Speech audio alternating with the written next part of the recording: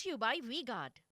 ચૂંટણી ટાણે ઉમેદવારો મત મેળવવા માટે મતદારોને રીઝવતા વાયદા આપે છે તો બીજી તરફ વાયદા પૂરા ન થતા અકળાયેલા મતદારો પણ પ્રચારમાં આવતા નેતાઓનો ક્લાસ લેવા તૈયાર હોય છે।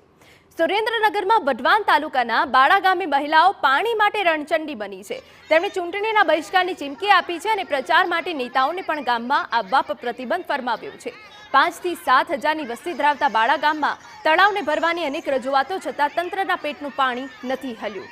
તળાવમાં પૂરતું પાણી ન હોવાના કારણે તેમાં ગંદકી અને લીલના થર જામ્યા છે। માણસો તો ઠીક, પશુઓ પણ તળાવનું પાણી નથી પી શકતા।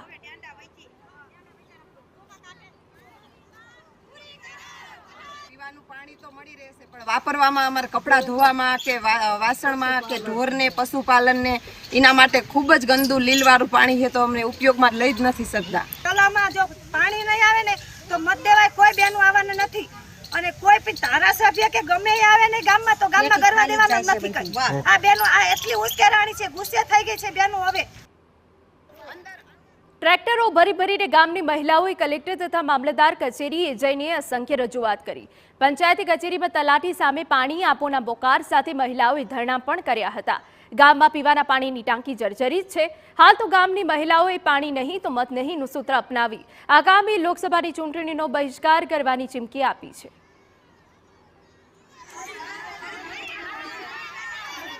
Brought to you by V-Guard.